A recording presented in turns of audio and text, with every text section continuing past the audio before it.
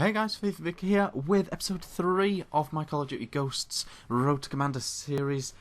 Today we are playing a free-for-all. I've got my Honey Badger out and we're just going to rock it up. In the last one, I think I played Team Deathmatch or something, so I'm going to try and keep mixing up the game modes that I play.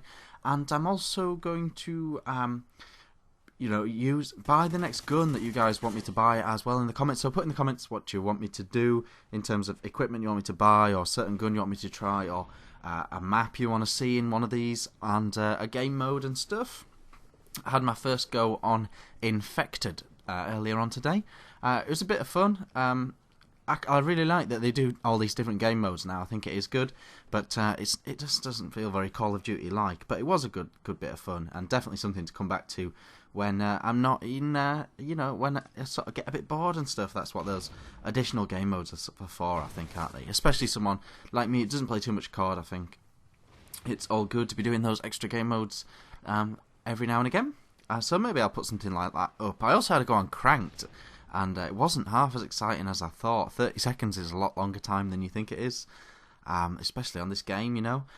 So that was a slight letdown. Maybe it should be like 20 seconds or 15 seconds or something, just to make. I thought it was just going to be absolute carnage, but it really wasn't.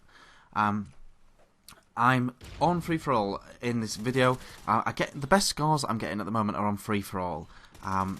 Like I've said, I'm not very au fait with the maps yet. Still struggling with the maps a little bit, and also just like knowing like how people behave and what my team wants from me in those other game modes. Possibly, affects my score. Whereas on free for all I have to do is read the map and read what my opponents are gonna do. Really, like stuff like that on free for all is crazy. Like if you're someone for whatever reason struggles a bit with free for all, always remember to turn around. Effectively you've got like 8 or whatever people running around the map, and they're running, whether they like it or not, they're running in a sort of circle just by the nature of the game. So if you feel like you're not running into anyone, just turn around. Someone will be running into you. And if you are in position and ready to take the shot, then all good, all good. In terms of like one-on-one gunfights, I'm doing all right now. I think like free for all really does home those gun battle skills, one-on-one combat skills. The problem I'm mainly having in terms of my scores and stuff and my streaks is I usually get shot by someone whilst killing someone else. Or I'll get shot reloading, like a few moments after killing someone, and all that sort of stuff. So that's all the stuff I need to perfect. I also need to really review my perks as well. Some of the perks are amazing. I've been looking through the perks, and so I need to sort out all that. And I recommend that to you guys as well. Even if you're like a seasoned Call of Duty person, proper have a look through the perks. They're like there's some really additionally good perks this year, so that's really cool. One thing I was going to talk about in this video, and it's the first time I've gone properly off-piece in one of these videos. My plan was to talk about really random stuff in this series, but if you want me to just talk about Call of Duty, let me know in the comments. If you're happy for me to talk about random stuff, that's cool as well. Let me know, just let me know what you think. I was going to talk about who I think is going to win the Barclays Premier League this year. Someone asked me on one of the Ask Me Anything live com FIFA gameplays that I were going to be doing regular, but I'm not going to probably be doing them that regular now. Someone asked me who I think is going to win the Premier League this year, and it's a really interesting title race this year. You've got Manchester United, who are below par to their own standards. The frailties in their squad have come back to haunt them. I think, in my opinion, barring Evra, or possibly even including Evra, Manchester United need an entire back four. They need a whole new back four in my eyes, You've got Vidic and Ferdinand are over the hill and injury prone. Possibly good, supporting defenders to the squad, but they're not first team as by any stretch of the imagination. I'm not sure Smalling is going to make it at that level. I think he's going to be a very solid Premier League centre-back, but I don't think he's going to be a top 4 centre-back, Champions League centre-back. Not sure he's got it. For me, Phil Jones is a right-back, and he should just play right-back all the time, and then we'd find out how good he is, because right now, changing positions all the time is just crazy. Who else have we got in there? Evans, again, solid BPL, not Champions League quality centre-back in my eyes. So I think they've got some issues. I think their squad's a bit light in certain areas. Moyes is new to the job as well, obviously.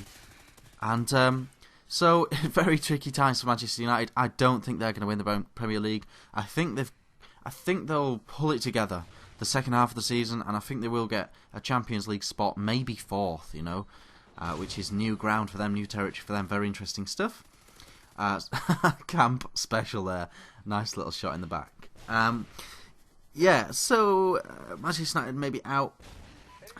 Manchester City, I think, have got a great chance, a fantastic squad, but they are dropping so many points away from home.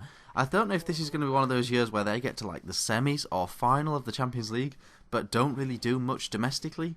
I don't know, maybe they're going to win the FA Cup, something like that.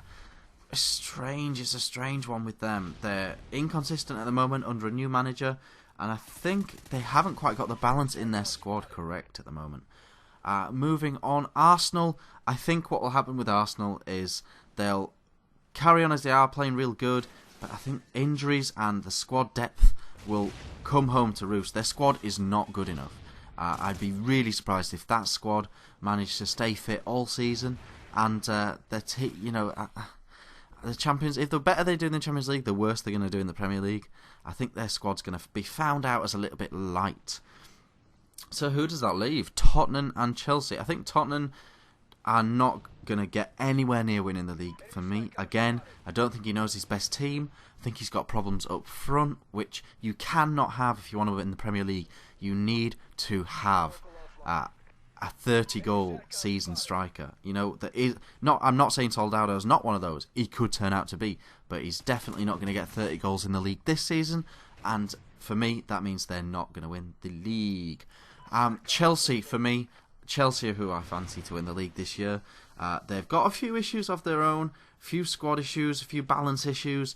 Mourinho bedding back in. He needs to get them on side. That's the genius of Mourinho. He gets the guys that start in his starting 11 to run through brick walls for him. And once he's got that, coupled with the money that they've got, the buying power, awesome squad as well. If you look all the way down to number 24 in that squad, it's a fantastic squad. And I think Chelsea are going to win the league. It's a pure prediction, pure guess, but that's who I think. And I do okay in this video, but not the best. Thanks for watching. Bye bye.